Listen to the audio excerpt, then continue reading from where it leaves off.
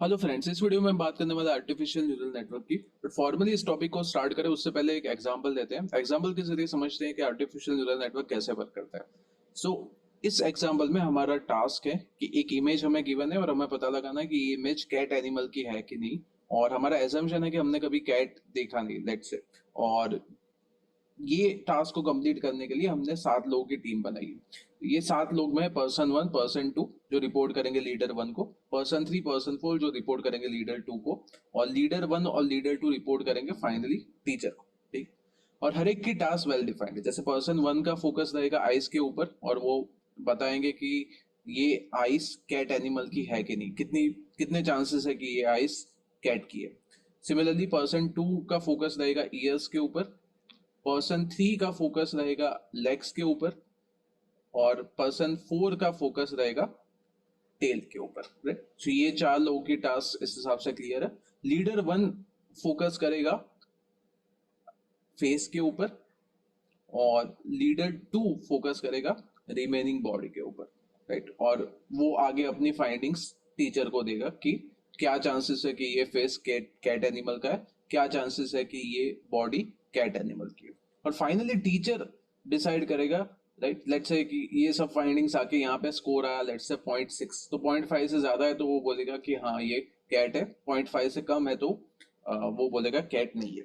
और हम actual answer जो इसका है वो इसको प्रोवाइड करेंगे टीचर को, ताकि टीचर को पता रहे कि वो सही से वर्क हो रहा है कि नहीं। लेट्स से टीचर ने बोला ये कैट नहीं है, उसने इसके पास आंसर आया 0.1, पर हम बोल रहे ये कैट है। तो अब क्या हुआ कि ये इन्होंने जो भी लर्निंग की वो गलत हो गई। तो टीचर डांटेगा ये लीडर 1 और लीडर 2 को कि नेक्स्ट टाइम ऐसी कोई इमेज आए तो ध्यान रखना ये फेस कैट का है, नेक्स्ट टाइम ऐसी कोई इमेज आए ध्यान रखना ये बॉडी कैट की है। राइट। और ये दोनों लीडर 1 और लीडर 2 बाद में वो इंफॉर्मेशन प्रोपोगेट करेंगे P1 P2 और P3 P4 को। तो नेक्स्ट टाइम अब ऐसी गलती के चांस कम हो जाएंगे। हम ये एक्सपेरिमेंट रिपीट करेंगे 10,000 टाइम्स लेट्स अप। और हर एक बार P1 P2 P3 P4 L1 L2 और टीचर लर्न करते जाएंगे, ज्यादा से ज्यादा फीचर्स उनको पता चलते रहेंगे कि ऐसी चीजें हुई तो ये इमेज कैट की है, ऐसी चीजें हुई तो ये इमेज कैट की नहीं है, so on and so fourth. And finally वो एक्सपर्ट हो जाएंगे। तो एक इटरेशन करके मैं बताता हूँ कि ये कैसे वर्क करता है। सो लेट्स से पहली बार ऐसी इमेज आई, इस P1 को कोई आइडिया नहीं था तो उसने बोला 20% चांस है कि ये आइस कैट की है। और P2 को भी कुछ आइडिया नहीं था ईयर्स के बारे में, तो वो बोला कि 20% चांस है कि ये ईयर्स कैट एनिमल के। नेक्स्ट आगे बढ़ते हैं तो P3 चेक करेगा लेग्स को, और वो बोलेगा कि 10% चांस है, और टेल को चेक करेगा और लेट्स से 10% चांस है, क्योंकि उन्होंने कभी पहले कैट देखी नहीं। ठीक है। अब आगे जाएंगे। अब L1 पहली बार ये फेस के बारे में डिसीजन दे रहा है, तो वो 50% वेटेज लेट से दे रहा है आइस को, और 50% वेटेज दे रहा है लेट से ईयर्स को। तो वो फिर इस हिसाब से अपना स्कोर कैलकुलेट करेगा। राइट। 0.5 इंटू 0.2 प्लस 0.5 इंटू 0.2, तो ओवरऑल वो अपना स्कोर 0.2 दे देगा टीचर को। और जो L2 है वो अपना स्कोर कैलकुलेट करेगा। लेट्स से इनिशियली उसको भी ज्यादा आइडिया नहीं, तो वो 50% इंपॉर्टेंस दे रहा है दोनों फीचर्स को, लेग्स को और टेल्स को, और वो अपना ही फाइंडिंग दे देता है टीचर को। अब इन दोनों को मिला के टीचर अपना ओवरऑल स्कोर बनाता है। लेट्स से वो ओवरऑल स्कोर मिला 0.15 इन दोनों को एवरेज करके। ठीक है। और 0.15 तो 0.5 से तो छोटा है, तो वो बोलेगा कि नहीं ये तो कैट नहीं है। सो ये इंफॉर्मेशन वो फाइनली बताएगा। टीचर के पास एक मैकेनिज्म है जिससे वो सही आंसर का पता लगा सकता है। तो उसने सही आंसर का पता लगाया और फिर देखा कि उसकी टीम ने क्या आंसर दिया है। उसकी टीम के अकॉर्डिंग ये नॉट कैट है, बट एक्चुअल आंसर तो कैट है। तो फिर वो जो गैप है ये 0.15 और 1, उसके बीच का जो गैप है वो फिल करना पड़ेगा इसको। इसलिए वो टीचर फिर आगे ये एरर की इंफॉर्मेशन प्रोपोगेट करेगा L1 को, L2 को, और L1 L2 आगे वो इंफॉर्मेशन प्रोपोगेट करेंगे P2 P1 और P3 P4 को। So over the period of time क्या होगा कि अब ये लोग एक्सपर्ट बनते जाएंगे। L1 L2 P1 P2 P3 P4। सो अब आगे जाके ऐसा हो सकता है कि ये चेंज करे, ये instead of giving 50-50 weightage to eyes and ears, अब वो ज्यादा वेटेज दे सकता है। मे बी 0.75% वेटेज दे दिया आइस को और 25% वेटेज दे दिया ईयर्स को। राइट, वो फाइन ट्यून करता रहेगा।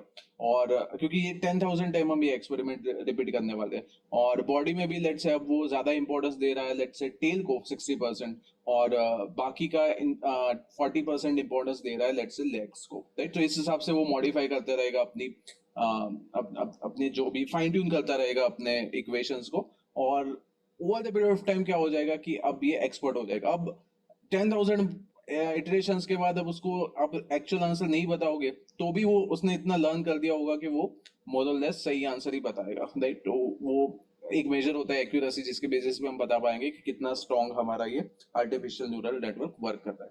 अब ये जो हर एक टीम मेंबर है वो एक्चुअल में एक न्यूरॉन है, ठीक है। और ये न्यूरॉन के पास न्यूरॉन से रिलेटेड दो चीजें इंपॉर्टेंट है। एक तो उसको इनपुट मिलेगा, वो ये जो कैट की इमेज है वो, और उसके अलावा वो कितना इंपॉर्टेंस कितने फीचर्स को दे रहा है वो होगा उसका वेट, राइट। सो ये दो चीजें इंपॉर्टेंट है जब जब भी हम न्यूरल नेटवर्क की बात करेंगे। एक तो इनपुट क्या है, और दूसरे वेट पैरामीटर, जो वेट वो लर्न करेगा over the period of time.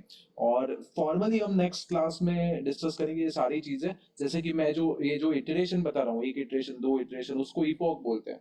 ये जो गैप है 0.15 और 1 के बीच में, उसको एरर बोलते हैं, राइट। और ये जो इन्फॉर्मेशन एरर के रिलेटेड हमने जो प्रोपोगेट की बैकवर्ड डायरेक्शन में, उस मेथड को बोलते हैं बैक प्रोपोगेशन। और इसमें हमारा ओवरऑल ऑब्जेक्टिव रहेगा कि कैसे हम एरर को मिनिमाइज करें, राइट, ग्लोबल मिनिमा तक पहुंचे, राइट। उसके लिए हम ग्रेडियंट डिसेंट मेथड का यूज करेंगे, और एक पैरामीटर होता है जिसको बोलेंगे हम लर्निंग रेट, जिससे हम एग्रेसिवली या slowly, right, depending upon the data set, right, we can reach to the global minima, right. उसके लिए हम यूज करने वाले हैं लर्निंग रेट पैरामीटर को। तो ये सारी चीजों के बारे में हम फॉर्मली डिस्कस करेंगे नेक्स्ट क्लास में। ये क्लास में जस्ट मोटिवेशन था कि न्यूरल नेटवर्क होता क्या है, राइट। सो इस टाइप का एक मैकेनिज्म है जिसमें लेयर वाइज अप्रोच रहता है। ये लेयर 1 है मेरा, ये लेयर 2 है, ये लेयर 3 है, और लेयर 3 लास्ट लेयर पे हमें आउटपुट मिलता है। और ये पर्टिकुलर केस में हमारा आउटपुट सिर्फ बाइनरी था, कैट और not cat. But in general हमारा प्रॉब्लम कुछ भी हो सकता है, जैसे कि हमारा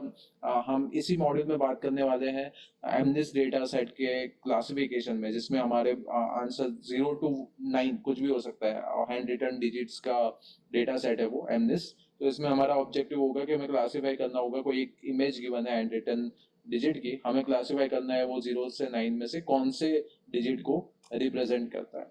तो ये सारी चीजों को डिटेल में हम डिस्कस करेंगे नेक्स्ट लेक्चर में। Thank you.